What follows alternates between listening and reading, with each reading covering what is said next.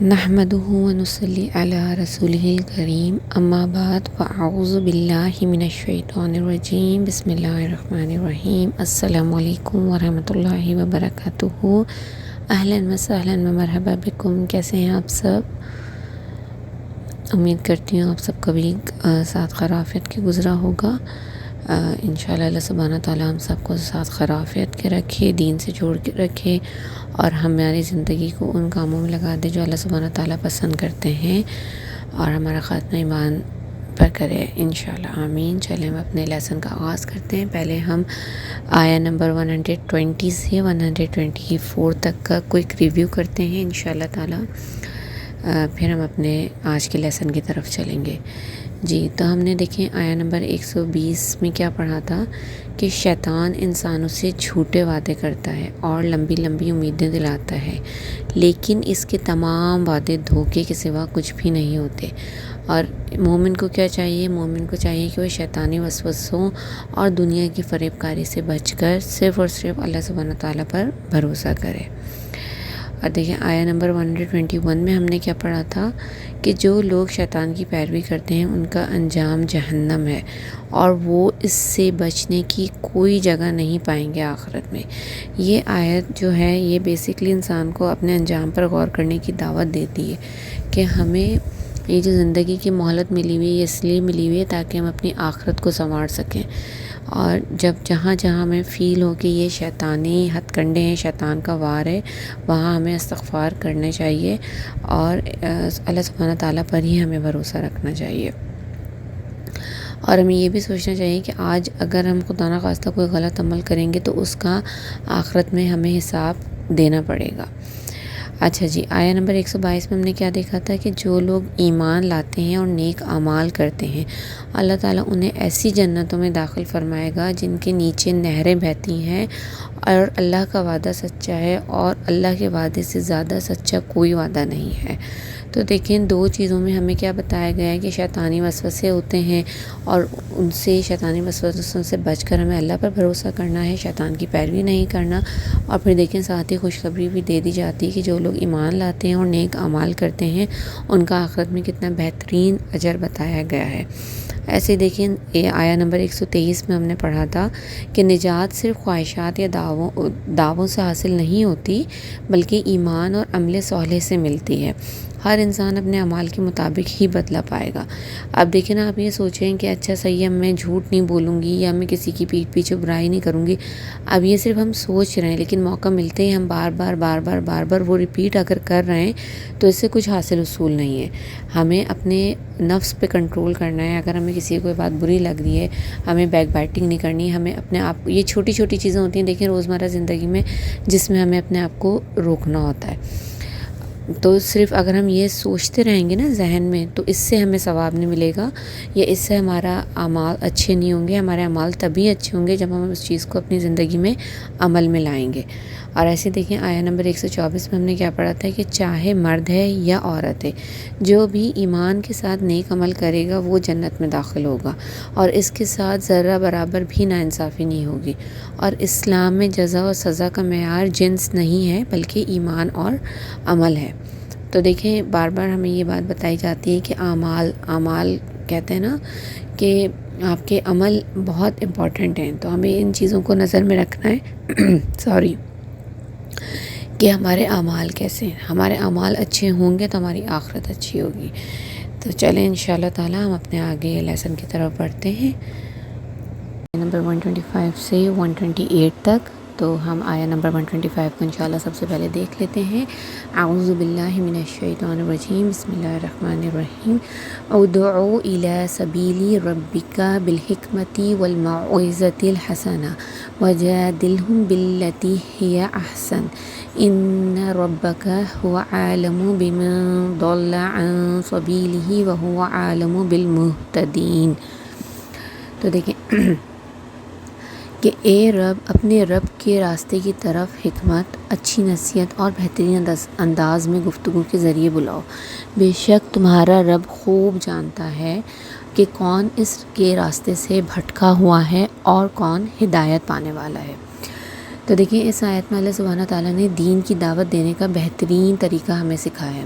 یہ صرف علماء یا خطباء کے لیے نہیں ہے بلکہ ہر مسلمان کے لیے ایک رہنمائی ہے کہ اگر وہ کسی کو اچھائی کی طرف بلانا چاہیں تو اس کے انداز کیسے ہونے چاہیے اور اس میں کیا کیا باتیں ہونی چاہیے۔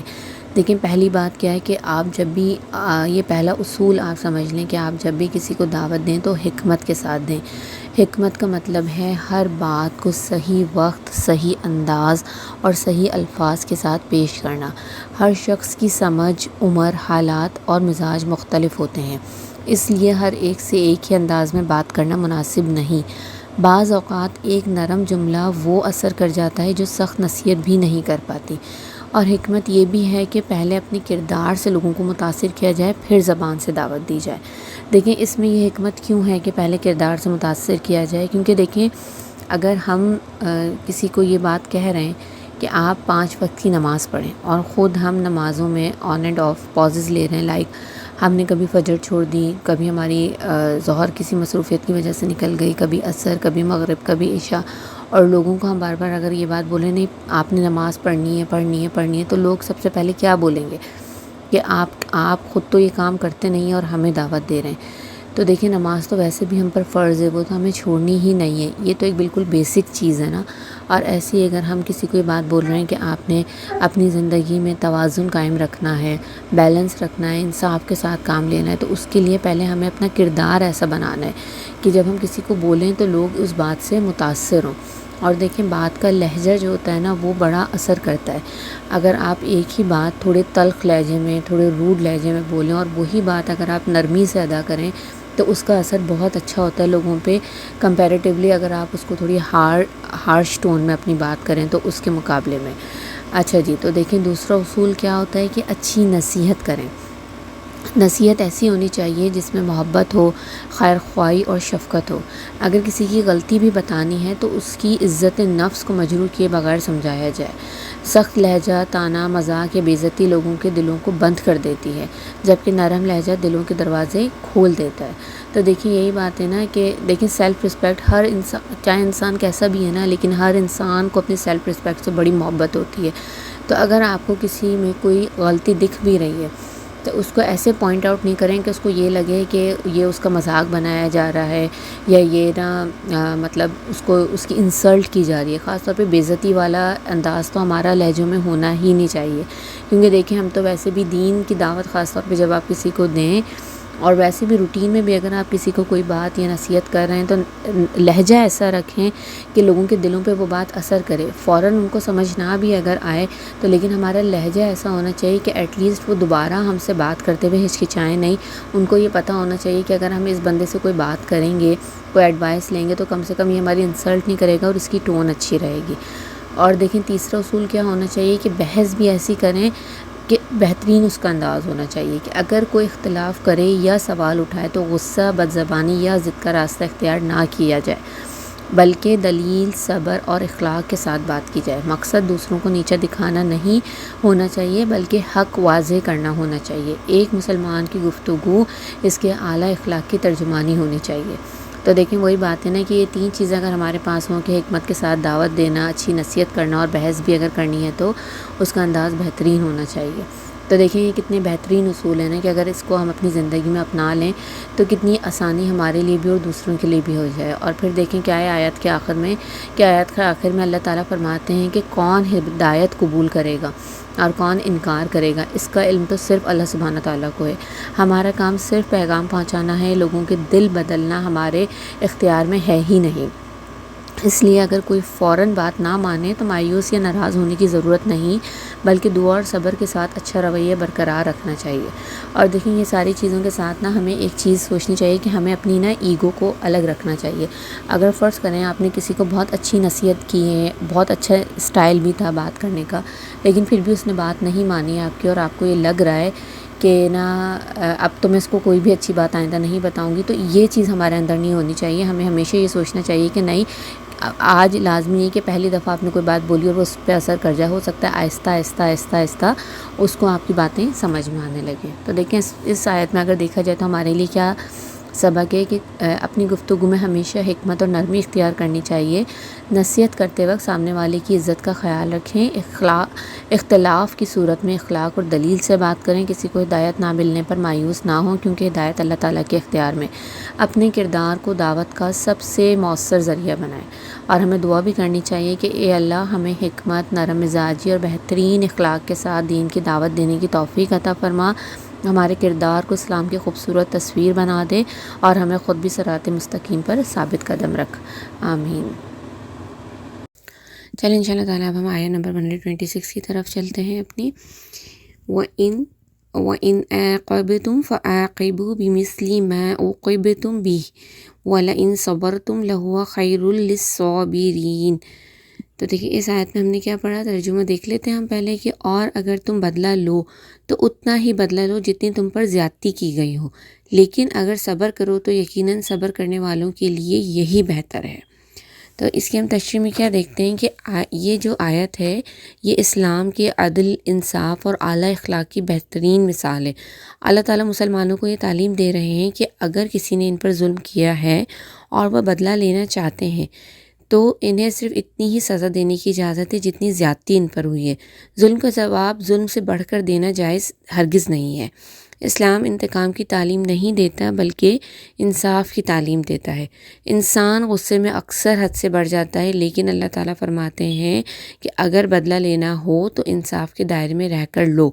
لیکن آیت کا دوسرا حصہ اس سے بھی زیادہ بلند مقام کی طرف رہنمائی کرتا ہے کہ اللہ تعالیٰ فرماتے ہیں کہ اگر تم صبر کر لو، معاف کر دو اور اللہ کی رضا کے لیے برداشت کر لو تو یہ تمہارے لیے زیادہ بہتر ہے. مطلب کہ اللہ تعالیٰ کی خوشنودی حاصل کرنے کے لیے، اور مطلب یہ ہوتا ہے نا کہ ہم یہ سوچتے ہیں کہ ہمیں بس کسی بھی حال میں اس کو تو نہ مزہ چکھانا ہے، اس سے تو بدلہ لینا ہے. تو اگر اس ٹائم ہم اپنے آپ کو کنٹرول میں کر لیں اور یہ چیز اگنور کر دیں، جانے دیں، صرف اس لیے کہ اس آیت کو اگر ہم یاد کر لیں، ذہن میں بٹھا لیں کہ اگر ہمارے اوپر کسی نے زیادتی کی ہے اور ہم اس سے بدلہ نہیں لے رہے اور ہم نے اس چیز کے لیے یہ چیز صرف اس لیے برداشت کی ہے اللہ سبحانہ تعالیٰ کے لیے، تو دیکھیں اس کے لیے کتنا زبردست وہ ہے نا کہ یہ ہمارے لیے زیادہ بہتر ہے. تو جب اللہ تعالیٰ نے یہ فرما دیا کہ یہ زیادہ بہتر ہے تو یقیناً سوچیں کہ وہ کتنا بہتر ہوگا. تو یہ صبر کمزوری نہیں ہوتی ہے، بلکہ دیکھا جائے تو صبر ہی جو ہے وہ بہت بڑی طاقت ہے. جو شخص اپنے غصے پر قابو پا لیتا ہے اللہ تعالیٰ اس کا مقام بلند فرماتے ہیں. معاف کرنا ہر جگہ لازم نہیں، لیکن جہاں معاف کرنے سے اصلاح، محبت اور خیر پیدا ہو وہاں معافی افضل عمل ہے. اور مفسرین کیا بیان کرتے ہیں کہ یہ آیت اس موقع پر بھی نازل ہوئی جب جنگ احد میں مسلمانوں کو شدید نقصان پہنچا اور حضرت حمزہ رضی اللہ تعالیٰ عنہ کی شہادت کے بعد آپ صلی اللہ علیہ وسلم کو بہت صدمہ پہنچا. اس وقت اللہ تعالیٰ نے اپنے نبی صلی اللہ علیہ وسلم اور امت کو عدل اور صبر کی تعلیم دی کہ اگر بدلہ لو تو حد سے تجاوز نہ کرو اور اگر صبر کرو تو یہی زیادہ بہتر ہے. تو دیکھیں یہ کتنا مطلب مشکل ٹائم ہوگا، لیکن اس ٹائم بھی کیا بات ہوئی کہ ٹھیک ہے اگر بدلہ لینا ہے تو جتنا مطلب ظلم ہوا ہے اسی حساب سے بدلہ لیا جائے، لیکن اگر صبر کر لیا جائے تو وہ تو بہت ہی بہترین ہے. تو دیکھیں اس میں کیا ہوتا ہے، اس میں ہمارے لیے چھوٹے چھوٹے پوائنٹس ہوتے ہیں کہ مطلب ہمیشہ ہمیں انصاف کا دامن ہمیں تھام کے رکھنا چاہیے. مطلب چاہے کہ یہ نہیں کہ صرف مطلب جن سے آپ کے بلڈ ریلیشن ہیں یا جن کو آپ جانتے ہیں یا جو فرینڈز ہیں، مطلب خواہ معاملہ دشمن کے ساتھ ہی آپ کا کیوں نہ ہو تو ہمیں لیکن انصاف کے ساتھ کام کرنا چاہیے. غصے میں آ کر کبھی بھی حد سے تجاوز نہیں کرنا چاہیے اور معاف کر دینا چاہیے، صبر کرنا چاہیے، کیونکہ اللہ سبحانہ تعالیٰ کی یہ کہ نزدیکی عمل سب سے زیادہ پسندیدہ عمل ہے. اور ہر جھگڑے میں بدلہ لینا ضروری نہیں ہوتا، کبھی کبھی انسان کی معافی دلوں کو جوڑ بھی دیتی ہے، رشتوں کو بھی جوڑ دیتی ہے. تو ہمیں اس چیز کو سوچنا چاہیے کہ اگر آپ کے پاس پاور اس سینس میں کہ جیسے فرض کریں کوئی آپ کا ایسا ریلیشن شپ ہے کہ جیسے آپ کی چھوٹی بہن ہے، چھوٹے بھائی ہیں، تو آپ ان سے سوچیں کہ نہیں اس کو تو میں ڈانٹ ہی دوں. نہیں، کبھی کبھی ہمارا میٹھا انداز، میٹھا لہجہ، کبھی کبھی ان کی غلطیوں کو اگنور کر دینا، ان کی غلطیوں کو معافی دے دینا، یہ ساری چیزیں نرمی کا بھی باعث بنتی ہیں اور یہ دوسروں کے دلوں میں بھی نا آپ کی عزت بڑھاتی ہیں. اور کیا ہے کہ اپنی ذات کے لیے صبر کرنا ایمان کی مضبوطی کی علامت ہوتی ہے. جبکہ دوسروں کے حقوق میں انصاف قائم کرنا بہت ضروری ہے۔ تو کیا ہے کہ اگر کوئی ہمیں سخت بات بھی کہہ دے تو ہمارے ساتھ ناانصافی کرے یا ہمیں تکلیف پہنچائے تو ہمیں سوچنا چاہیے کہ ہم رد عمل میں کہیں اس سے زیادہ نقصان تو نہیں پہنچا رہے، مطلب کچھ بھی ہو، چاہے سوشل میڈیا ہو، گھر کا ماحول ہو یا کاروبار ہو، مطلب لیکن ایز اے مسلم آپ کا رول ہمیشہ یہ ہونا چاہیے کہ آپ کے اندر عدل ہونا چاہیے، صبر ہونی چاہیے اور برداشت ہونی چاہیے۔ چلیں انشاءاللہ اب ہم آیہ نمبر 127 کو دیکھ لیتے ہیں اپنی۔ وَاصْبِرْ وَمَا صَبْرُكَ إِلَّا بِاللَّهِ وَلَا تَحْزَنْ عَلَيْهِمْ وَلَا تَكُ فِي ضَيْقٍ مِّمَّا يَمْكُرُونَ، کہ اور آپ صبر کریں اور آپ کا صبر اللہ ہی کی توفیق سے ہے، اور ان منکرین پر غم نہ کریں اور ان کی چالوں کی وجہ سے دل تنگ نہ ہو۔ اس آیت میں اللہ سبحانہ تعالیٰ اپنے محبوب نبی حضرت محمد صلی اللہ علیہ وسلم کو 3 نہایت اہم ہدایات عطا فرما رہے ہیں، جو صرف آپ صلی اللہ علیہ وسلم کے لیے نہیں بلکہ ہر مسلمان کے لیے زندگی کا بہترین اصول ہے۔ دیکھیں کیا ہے، سب سے پہلی ہدایت کیا ہے؟ وَاصْبِر، صبر کریں۔ اللہ تعالیٰ سب سے پہلے صبر کا حکم دیتے ہیں۔ یہاں صبر کا مطلب صرف تکلیف برداشت کرنا نہیں ہے، بلکہ اللہ کی اطاعت پر ثابت قدم رہنا، گناہوں سے بچنا، مشکلات و آزمائشوں میں اللہ سبحانہ تعالیٰ پر بھروسہ رکھنا بھی ہے۔ دعوت دین کے راستے میں مخالفت، مذاق، الزام اور تکلیفیں آتی ہیں، لیکن ایک مومن کا کام ہمت نہ ہارنا ہے۔ وہ جانتا ہے کہ ہر آزمائش کے بعد آسانی ہے، اور اللہ اپنے صبر کرنے والے بندوں کو کبھی بھی ضائع نہیں کرتا۔ پھر دیکھیں کیا ہے کہ دوسری ہدایت ہے وَمَا صَبْرُكَ إِلَّا بِاللَّهِ، آپ کا صبر اللہ ہی کی توفیق سے۔ اور یہ آیت ہمیں کیا سکھاتی ہے؟ یہ آیت ہمیں سکھاتی ہے کہ حقیقی صبر انسان اپنی طاقت سے نہیں کر سکتا۔ جب بندہ اللہ سے مدد مانگتا ہے، دعا کرتا ہے، نماز سے تعلق مضبوط کرتا ہے اور اس پر توکل کرتا ہے، تب اللہ کے دل کو مضبوط کر دیتا ہے۔ اس لیے اگر کبھی ہمیں لگے کہ ہم حالات کا مقابلہ نہیں کر سکتے تو ہمیں اپنی طاقت پر نہیں بلکہ اللہ کی مدد پر بھروسہ کرنا چاہیے، اور یہی ایمان کی اصل علامت ہے۔ اور تیسری ہدایت کیا ہے؟ وَلَا تَحْزَنْ عَلَيْهِمْ، کہ ان پر غم نہ کریں۔ کہ جب نبی کریم صلی اللہ علیہ وسلم لوگوں کی ہدایت کے لیے بے حد فکر مند رہتے تھے، جب لوگ ایمان نہیں لاتے تھے تو آپ صلی اللہ علیہ وسلم کو بہت دکھ ہوتا تھا۔ اللہ تعالیٰ نے تسلی دیتے ہوئے فرمایا کہ آپ ان کے انکار پر غم نہ کریں، کیونکہ ہدایت دینا اللہ کا کام ہے، آپ کا کام صرف حق پہنچا دینا ہے۔ یہ سبق ہمارے لیے آج بھی ہے کہ اگر ہم کسی کو اچھی بات سمجھائیں اور وہ قبول نہ کرے تو ہمیں مایوس ہرگز نہیں ہونا چاہیے۔ ہماری ذمہ داری کوشش کرنا ہے، دلوں کو بدلنا صرف اور صرف اللہ سبحانہ تعالیٰ کے اختیار میں ہے۔ چوتھی ہدایت کیا ہے؟ وَلَا تَكُ فِي ضَيْقٍ مِّمَّا يَمْكُرُونَ، ان کے چالوں سے دل تنگ نہ ہو۔ کہ کفار نبی کریم صلی اللہ علیہ وسلم کی مختلف سازشیں کرتے تھے، لیکن اللہ تعالیٰ نے فرمایا کہ ان کی تدبیروں سے پریشان نہ ہوں۔ کیوں؟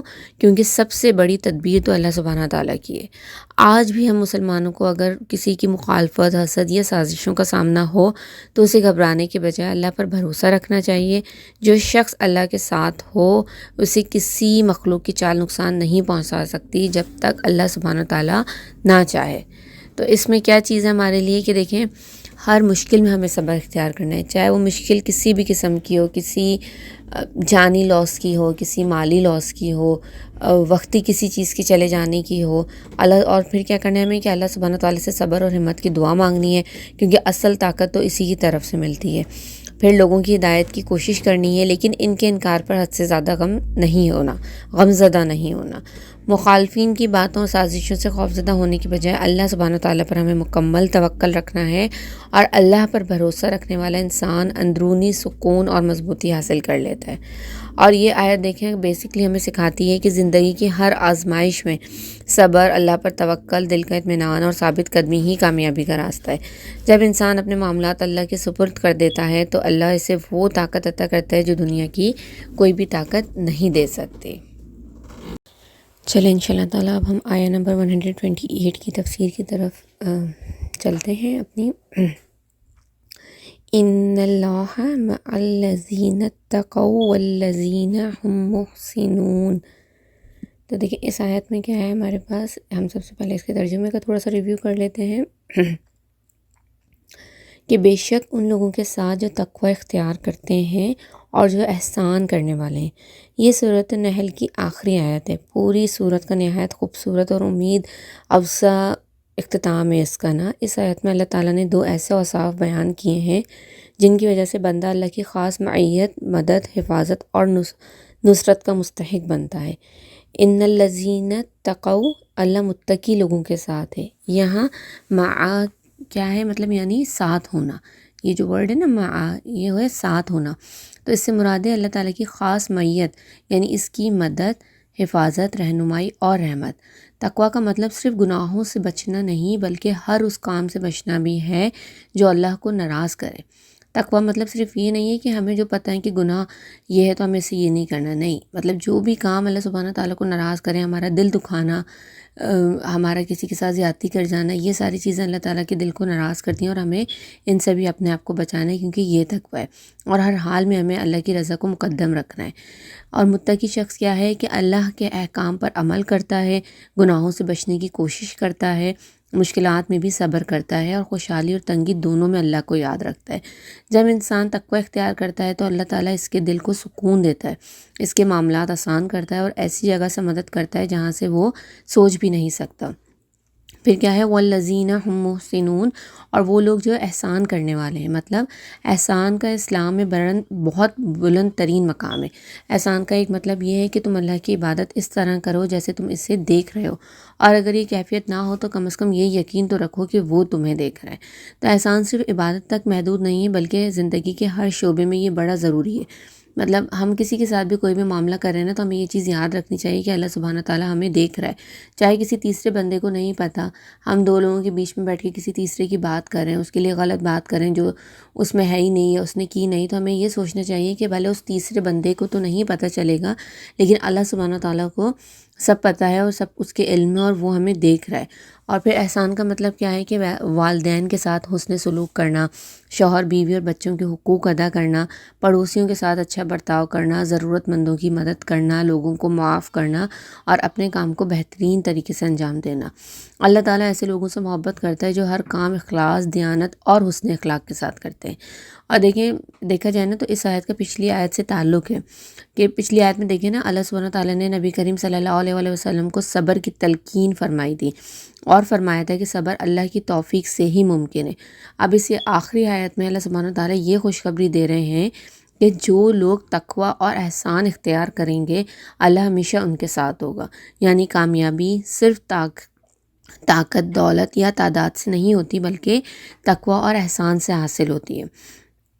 اور ہمارے لیے اس میں کیا میسیج ہونا چاہیے کہ دیکھیں، یہ آیت ہر مسلمان کو امید دیتی ہے کہ اگر ہم اللہ سبحانہ تعالیٰ سے ڈرتے رہیں، گناہوں سے بچیں، لوگوں کے ساتھ حسن سلوک کریں، عبادت میں اخلاص پیدا کریں اور ہر کام بہترین انداز میں کریں، تو اللہ تعالیٰ ہماری مدد فرمائے گا، ہمیں تنہا نہیں چھوڑے گا اور ہر مشکل میں ہمارے ساتھ ہوگا۔ تو دیکھا جائے تو سورہ نحل کی یہ آخری آیت جو یہ ہمیں سکھاتی ہے کہ اللہ تعالیٰ کی قربت حاصل کرنے کے لیے 2 صفات ضروری ہیں۔ تقویٰ کہ اللہ سے ڈرتے رہنا ہے، اس کے احکام جتنے بھی ہیں ان پر ہمیں عمل کرنا ہے، اور پھر دوسرا کیا ہے احسان، کہ عبادت، اخلاق اور معاملات میں بہترین رویہ اختیار کرنا ہے۔ تو جو شخص ان دونوں صفات کو اپنی زندگی کا حصہ بنا لیتا ہے وہ اللہ سبحانہ تعالیٰ کی خاص رحمت، حفاظت، نصرت اور محبت کا مستحق بن جاتا ہے۔ اور دیکھیں کیا ہے کہ اللہ تعالیٰ ہمیں حقیقی تقوی اختیار کرنے، یہ ہمیں ہر نماز میں اپنے لیے دعا کرنی چاہیے کہ اللہ سبحانہ تعالیٰ ہمیں حقیقی تقوی اختیار کرنے، ہر کام احسان کے ساتھ انجام دینے اور اپنی خاص معیت، رحمت اور نصرت نصیب فرمائے، آمین۔ تو یہ تھا الحمدللہ آپ لوگوں کی سورہ نحل کمپلیٹ ہوئی ہے۔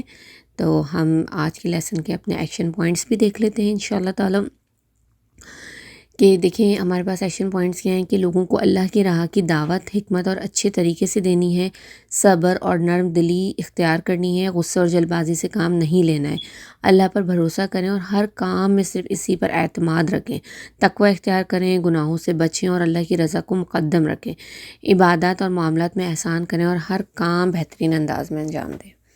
تو بس یہ چھوٹی چھوٹی چیزیں ہوتی ہیں جو ہمیں اپنی لائف میں اگر ہم اس کو ایڈ کر لیں تو ہماری زندگی بہت آسان ہو سکتی ہے۔ دلوں میں بلا وجہ کا بغض، نفرت نہیں رکھیں۔ کسی کی کوئی بات بری لگی ہے تو درگزر سے کام لیں، کیونکہ ہر وقت بدلہ لینا، ہر وقت غصے میں جواب دینا، یہ ایز اے مسلم کسی کو بھی سوٹ نہیں کرتا۔ اور پھر جب ہم اہل القرآن ہو جاتے ہیں، قرآن کے ساتھی بن جاتے ہیں، تو ہمیں تو پھر ان چیزوں کا اور بھی زیادہ خیال رکھنا چاہیے، کیونکہ لوگ آپ سے متاثر تبھی ہوں گے جب وہ آپ کے اندر اچھی کوالٹیز دیکھیں گے، وہ کوالٹیز دیکھیں گے جس کا اللہ سبحانہ تعالیٰ اور نبی صلی اللہ علیہ وآلہ وسلم نے ہمیں حکم دیا ہے۔ تو یہ چھوٹی چھوٹی چیزیں ہوتی ہیں، ان پہ ہمیں عمل کرنا ہے۔ تو ان شاء اللہ تعالیٰ نیکسٹ کلاس میں پھر نیو لیسن کے ساتھ آپ لوگوں کے ساتھ ملاقات ہوگی۔ آپ سب اپنا بے حد خیال رکھیے گا۔ اللہ سبحانہ تعالیٰ ہم سب کو اپنے حفظ و امان میں رکھے، سب کو ناگہانی آفتوں سے محفوظ رکھے، اور ہم سب کا خاتمہ ایمان کے ساتھ کریں اور قرآن کے ساتھ ہمیں جوڑ کے رکھے انشاءاللہ۔ تو السلام علیکم ورحمۃ اللہ وبرکاتہ۔ سبحانک اللہم و بحمدک، نشہد ان لا الہ الا انت، نستغفرک و نتوب الیک۔ السلام علیکم ورحمۃ اللہ وبرکاتہ۔